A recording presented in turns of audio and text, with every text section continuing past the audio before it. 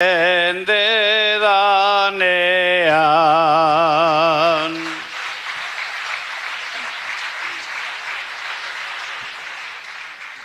Zure lanaren emaitza beti, iluna bezain tristea, eta nik berriz eman nahi nuke, amesten den albistea. Bidean gaude eta espero det berehala iristea. Oraingoan bai, titularra idaztea. Oraingoan bai, titularra idaztea.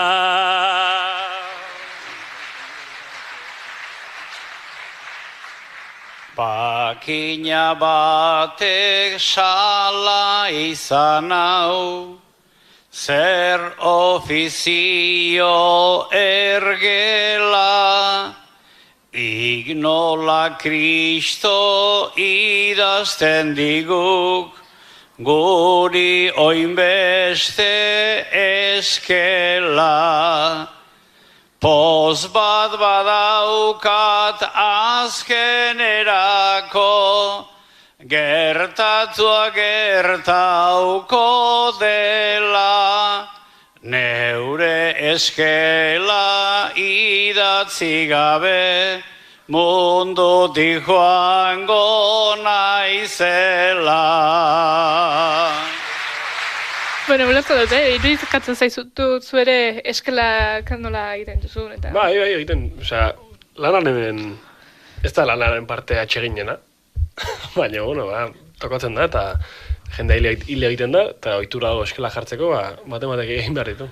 Bai, bueno, agian baduka puntua ez dakit, nik ez osakula eskaletan baten bate eskatu egin gauden asko jota, baina, bueno, joaten zarenean norbaiti eskatzea, eta bueltan erantzun hon bat aurkitzen baduzu, agian ez da lan motibagarriena izango, baina ikustea. Ez, saiatu behar duzu, noski, bueno, empatia puntu hori euki beharra, eta gero eskatzen dizuten guztia aldanean erantzutea. Batzutan gauza oso arraroak ere eskatu izan dira. Eskatu dizute inoiz, bueno, eskala nahi dugu eta bertso bat nahi genioke jarri, baina ez daukagu, beraz. Arrituko zinake, baina kontua guk daukagula karpeta bat horrelakoetan. Urak dakarrena urak darama. Hori da, horrelako 20 esaldi eder baude, eta esaten diogu, ez baldin bakizuzte jarri, hori atera zen, gainera, nik esango nuke Hernaniko kronikak atera zuela, baina ez dakit, guk etxean bagen nuken alolako folleto txiki bat, baten batek ekarriko zuen edo, ez da erabili genurako, baina eskaletarako esaldiak zirenak, eta, bueno, originalxiagoak, edo, bueno, batzuen desente zeuden, eta...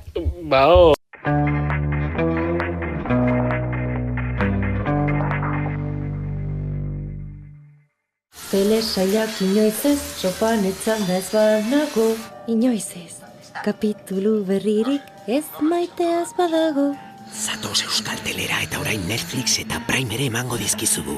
Haze gogoa inoiz erabiliko ez duzun urrengoa zer den jakiteko. Euskaltel, zer nahi duzu bihar? Zure garapen pertsonal eta profesionala bermatzen duen lanbidea. Etorkizun seguruago bat guztiontzat. Ertzaintzan eta Euskadiko udaltzaingoetan sartzeko deialdi bateratu berria. Zatoz Euskal Poliziara eta eman zure onena. Urakura bezala, dena bustatzean, mapatean agertzen, zara gaualdean. Eta dena argi duzula, aurkitzen gara, baina berandu da, baina betirako da, idatziko duguna, bertan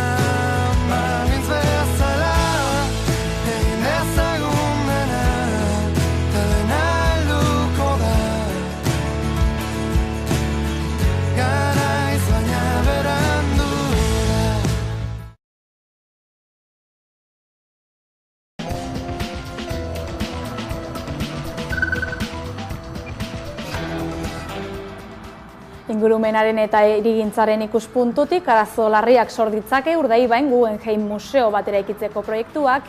Ernest Urtasun, Espainiako kultura ministroaren ustez, Espainiako Kongresuko kontrol saioan egin ditu adierazpenok eta nabarmendu kulturak eta inguruneak beti eskutik helduta joan behar dutela.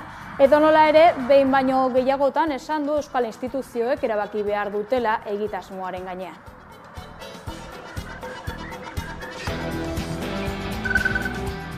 Asteburuan jakinda albistea eta asteon baieztatu du Bizkaiko Diputazioak berak. Hizkuntza eskakizunen aurkako bi sententziaren ondorioz, kolokan daude erakundean egonkortzeko bidean ziren 227 lanpostu. Aldundiak desadostasuna adierazi du eta jakinarazi du epaien aurkako helegiteak jarriko dituela. Gaur Euskalgintzaren Kontseiluak hartu du hitza. Euskararen normalizazioa eragoztea bilatzen duen oldarraldi judizialarekin lotu ditu bi sententzia horiek eta kritika egin du ebazpen horien arabera diskriminatzaileak direlako hizkuntza eskakizunak eta halako argudioekin euskararen aurka egitea bilatzen dutelako. ELA eta LAB sindikatuekin batera elkarretaratze baterako deia egin du. Martxoaren 6an izango da Bilbon.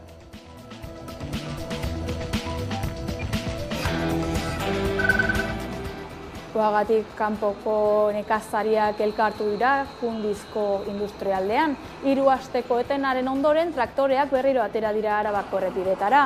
Oraingoan Jundizko industrialdea aukeratu dute Gasteizen, han baitaude Eroski, Lidl eta Mercadona kateetako plataforma logistikoak. Saltoki handiek gutxi ordaintzen dietela da nekazarien ohiko salaketa bat. Gipuzkoan, Enbak eta Gipuzkoako baso elkarteak traktore karabana antolatu dute etziko.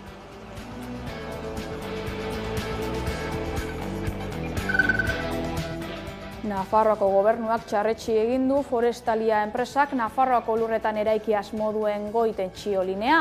Gobernuko bozeramaile Amparo Lopezek prentsaurrekoan azaldu duenez errekerimendu bat aurkeztu du Espainiako Trantsizio Ekologikorako Ministerioan administrazioarekiko auzi prozesu bat hasi aurreko urrats gisa. Ministerioak proiektuaren aldeko ingurumen txostena egin du, baina Nafarroko gobernuak uste du nahiko argudio daudela txosten hori atzera botatzeko, baita proiektuari eman zaizkion baimena administratiboak bertan bera uzteko ere. Gaur 2 urte bete dira Pablo González kazetaria Polonian atxilotu zutela. Errusiako espioia izatea leporatu zioten hango zerbitzu sekretuek, baina oraindik ez dute horren froga edo zantzu niminoena erakutsi. Ez daudatarik eta ez dugu uste epe laburren helduko da nipez. Euki aldabe holan, urte 2, 4, 6, eta ganera hori erabili eitzen dabe, estekoenin zeaz aurrera, jo estekoenin epaiketa batera eruteko modukorik ezer.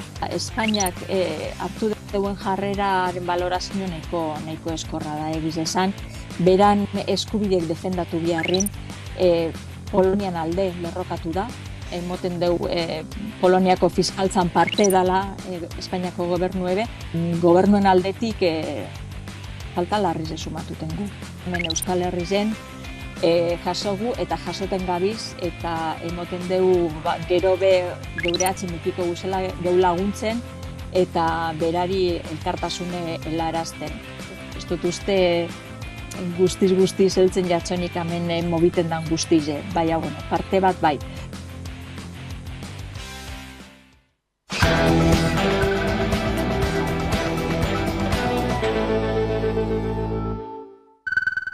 Arratsalde on deizuela, arratsaldeko 7 dira eta eguneko argazkiari ekingo diogu. Urdaibaiko Guggenheimen proiektuak arazo larriak ekar ditzakela esan du Espainiako kultura ministroak.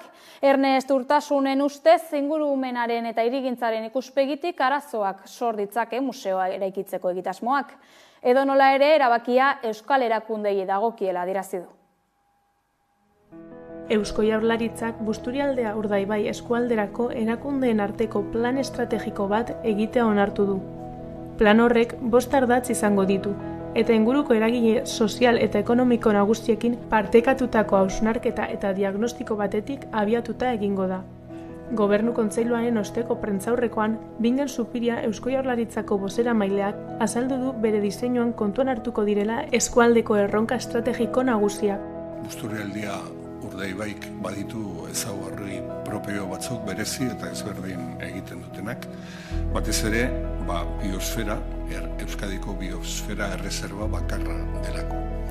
Erreserba hauek bi helburu dituzte, batetik inguruguneari zaintza berezi bat eskaintzea. Plana Inigo Urkullu lehendakariak eta Elizabete Etxanobe Bizkaiko ahaldun nagusiak aurkeztu zuten urtarrilean. Eta biak bat etorri ziren plan integral bat abian jartzeko beharrizanean, Urdaibairen eta Busturialdeko gainerakoen beharrei erantzuteko. Bestalde, Ernest Urtasun kultura ministro espainiarra garbi mintzatu da.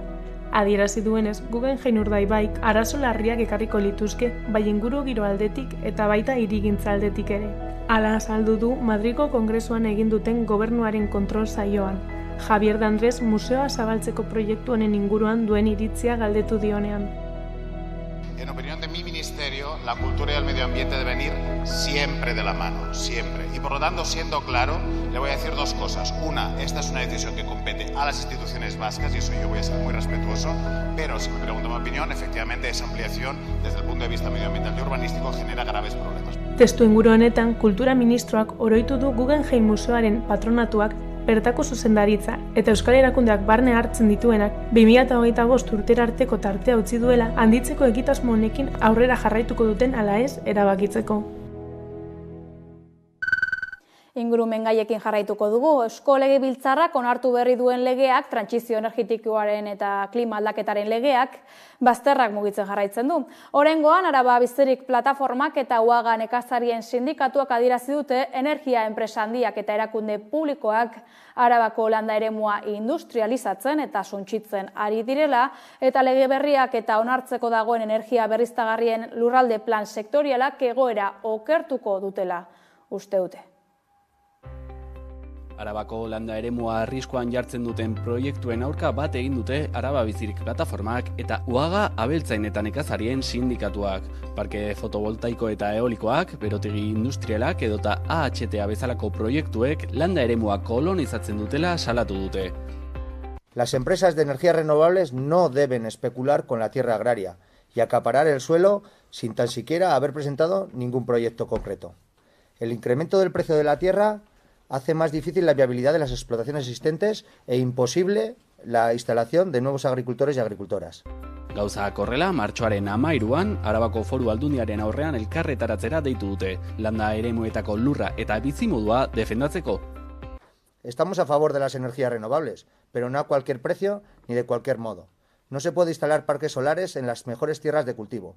Las empresas se valen del vacío existente ante la falta de regulación para acaparar las tierras con mayor facilidad de acceso. La defensa de la tierra agraria no implica oponerse a la energía solar, sino que abogamos por una implementación más sostenible. Bide batez, Euskal Herria Bizirik plataformak apirilaren 13an Azpeitian egingo duen manifestazioarekin bat egiteko deia zabaldu dute.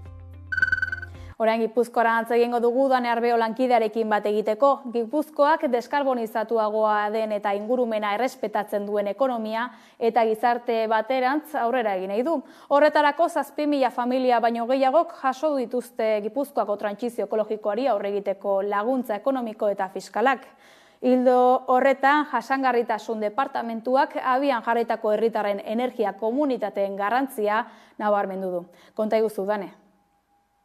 Gaur egun Gipuzkoak 51 energia komunitate ditu, 51 udalerritan 3,5 milioi euroko inbertsioaren bidez, energia komunitate horiek lurraldeko 7.000 familia baino gehiagori ematen diete estaldura. Energia berriztagarria garbi eta 0 kilometrokoa. Jose Ignacio Asensio diputatuak esan du Aldundiaren helburua dela legealdi bukaeran herri guztietara zabaltzea politika horiek eta herri bakoitzak bere tokiko komunitatea izatea. Ildo horretan klima larrialdiari aurre egiteko beharra premiazkoa dela azpimarratu du eta fiskalitatea lehentasunezko tresna izan behar dela helburu hori lortzeko. Entzun dezagun jarraian Asensio diputatua.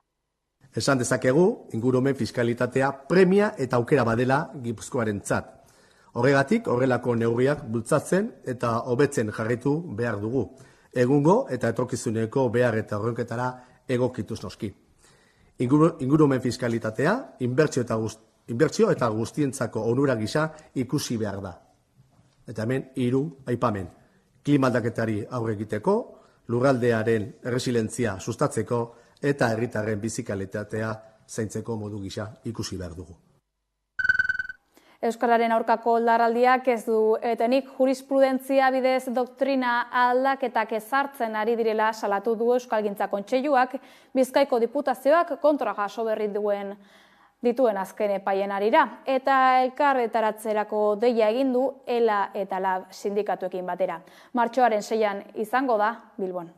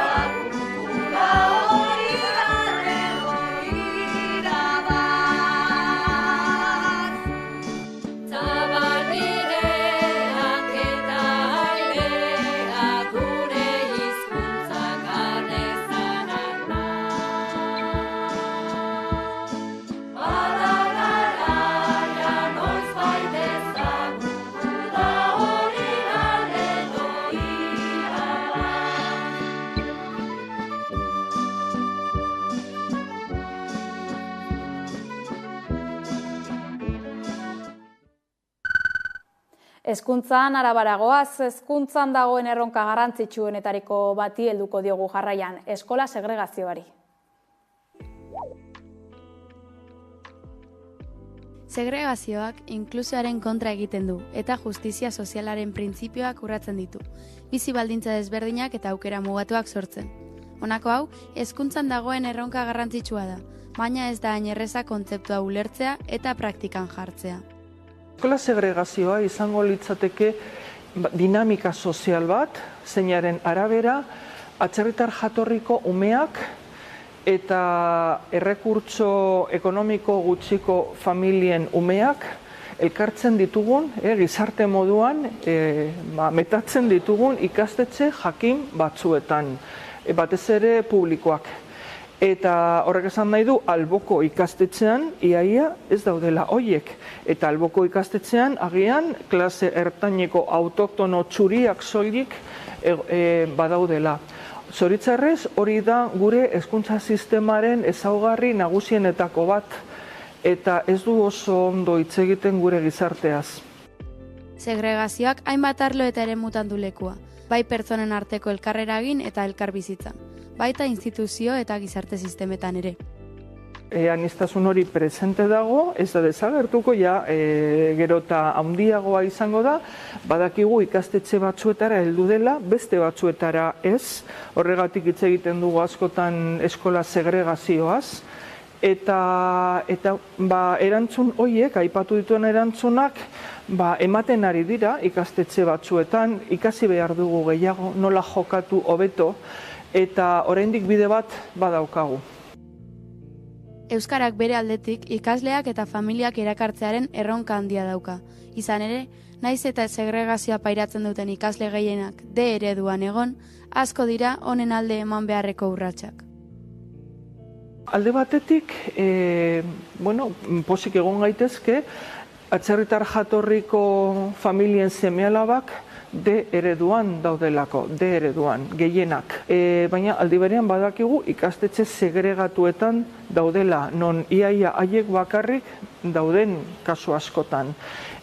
Nola uztartu hori euskara bultzatzearekin, alegia, haiek euskara ikas dezaten, baina aparte, ze zentzu dauka horrek.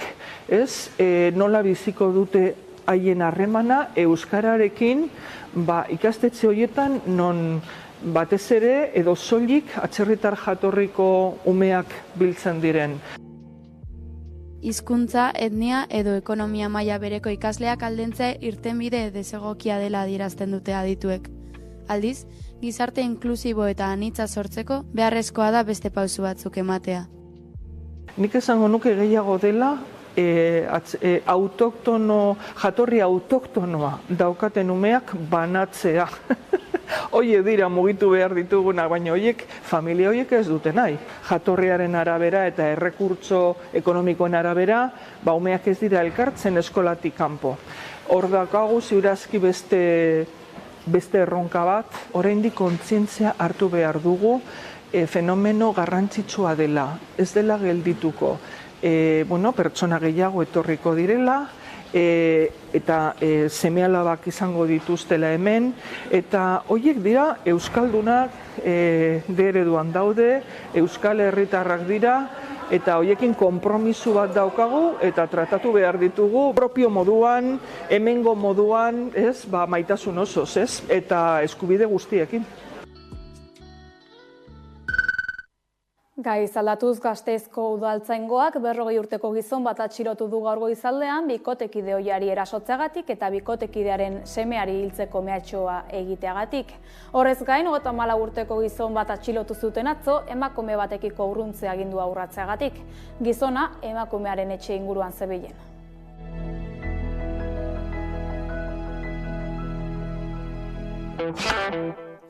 Ertzaintzak Tolosan zauritutako gaztearen auzia argitzeko eta erantzukizunak eskatzeko mozio bat aurkeztu du herritar talde batek Bilabona Amasako udalean. Gaur dira osoko bilkura egitekoak, hasi berri dira 7:00.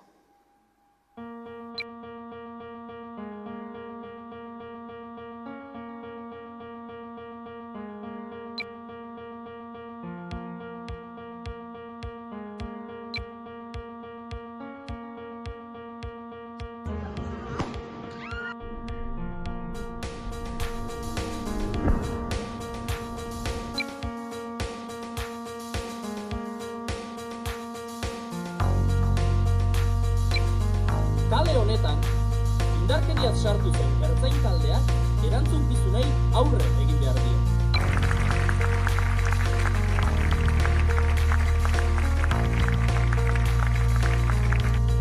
Eutxikoia, familia. Bide luzea dugu egiteko, oraindik, baina denok batera lortuko dugu. Esan dugu lerroburuetan ere, gaur 2 urte bete ditu Pablo González kazetariak preso inongo frogarik erakutsi barik.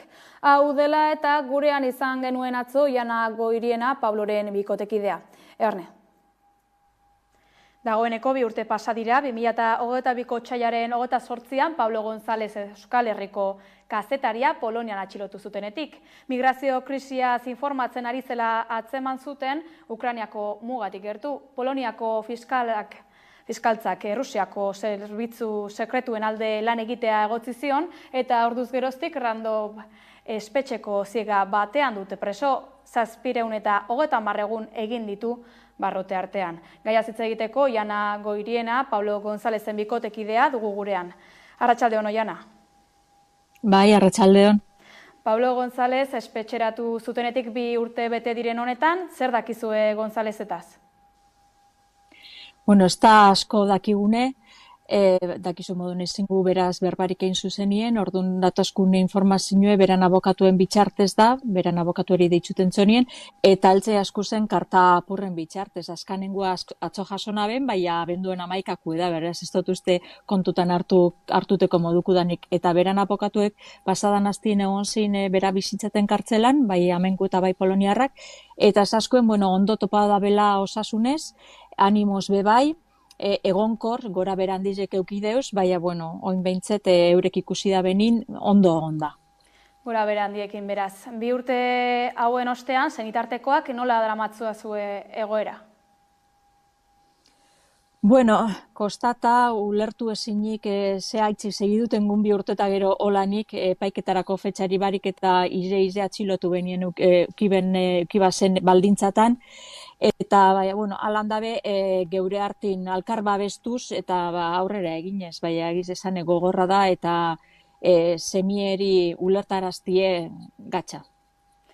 Pablo preso hartu eta espioitza akusazioa eman ziotenean, laster bukatuko zela zirudien akusazioaren zentzugabekeriagatik.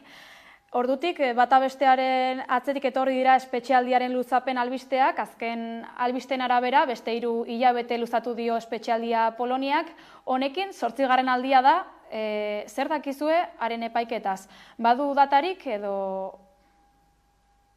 Ez da datarik eta ez dugu uste epe laburren helduko da nipez.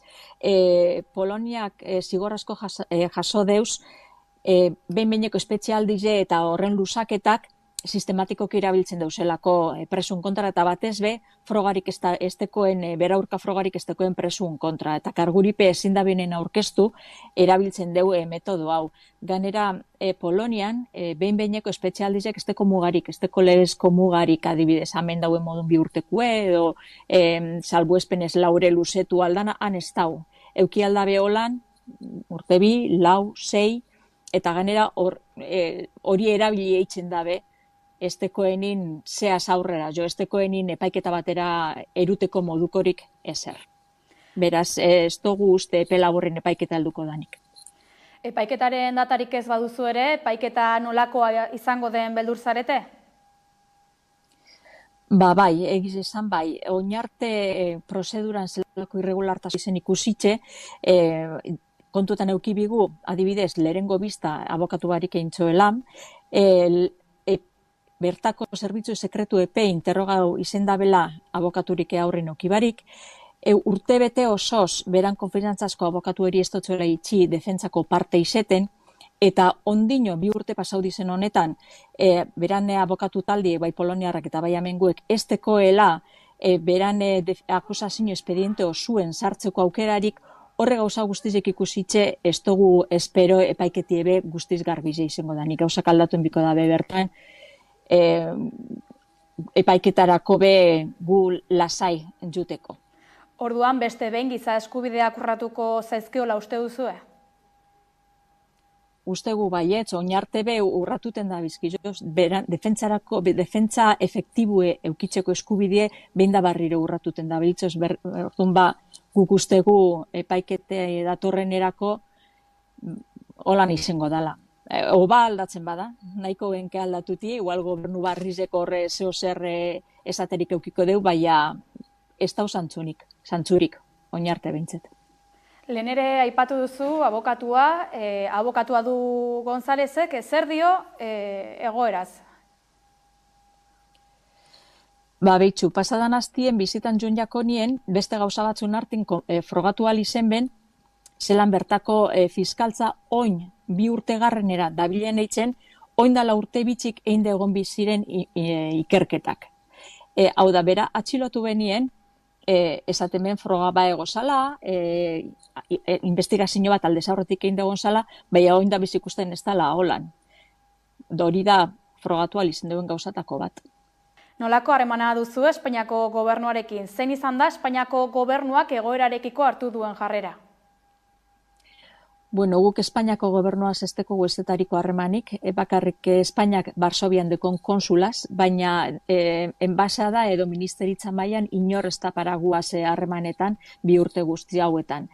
Eta Espainiak hartu duen jarreraren balorazio nahiko eskorra da egiz esan, beran eskubidek defendatu biharrin, Polonian alde lerrokatu da, emoten deu Poloniako fiskaltzan parte dala Espainiako gobernu ebe, beran erruduntasun printzipioa urratu deu lehengo gunetik esan eskarguek oso larrizek dizela, eta gero euren aktuazio esa edo justifikau dabe esanez, badeko laguntza konsularra, konsule bizitak eitzen zela, badeko zela abokatuek, eta ganera gero guzurre esan deu, beran oinarrezko eskubidiek guztiz bermatute dauzela esakeran. Hau ez da egize, orduan gobernuen aldetik falta larrize sumatuten gu. Babes falta larrize. Babesa aipatu duzu, kazetarien aldetik eta baita herritarren aldetik babesa jaso duzu, ezta?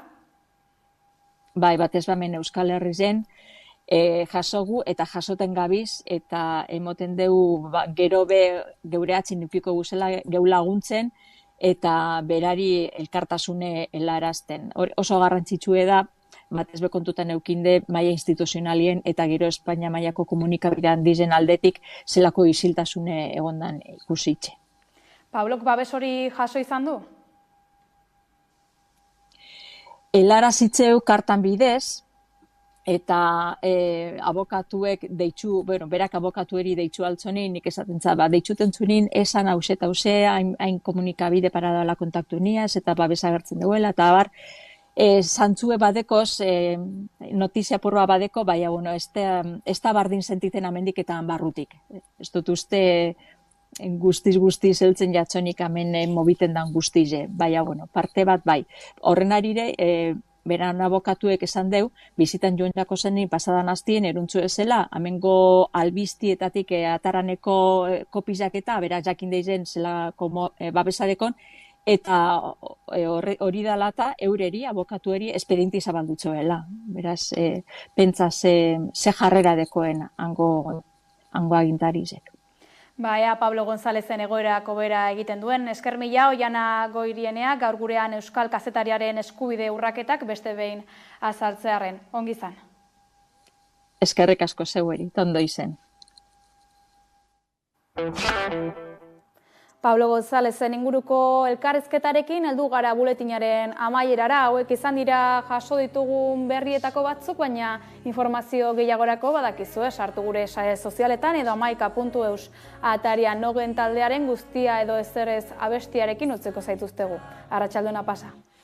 Leioak zabaltzekotan errazago adiru urrutitik ikusita saiatu eta erori utik bera busti.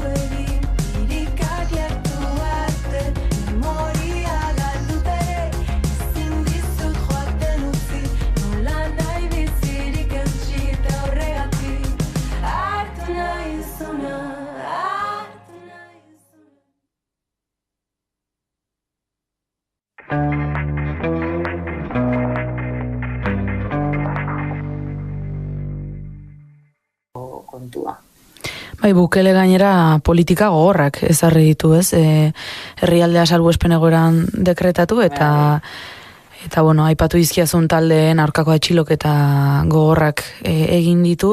Gainera, Amerikako kartzelarik handiena inauguratu zuten, joan den urteko urtarrilean, Centro de Confinamiento del Terrorismo deitutakoa, eta 40.000 preso egoteko gaitasuna dauka espazio horrek, eta bertan daude atxilo MS-13 edo Mara Barrio 18ko kideak, ez da? Claro, ni sartu nintzenean, zuk esan duzunagatik, salbuespen egoeragatik, lehenengo egunean hotel batean hartu nuen ostatua, eta galdetu nuen lehenengo gauza, begarrena izan zen, salbuespen egoeran zaudetenez, etxean egon behar zara ez, edo hotelean, gaueko ordu batean. Eta esan zidaten, ez.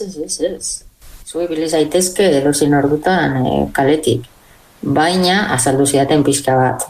Salbuespen egoera horrek esan nahi duena da, jendea espetxera ez, eramaten dutenean eta hori, handa euskaten lege batzuk, se las pueden saltar.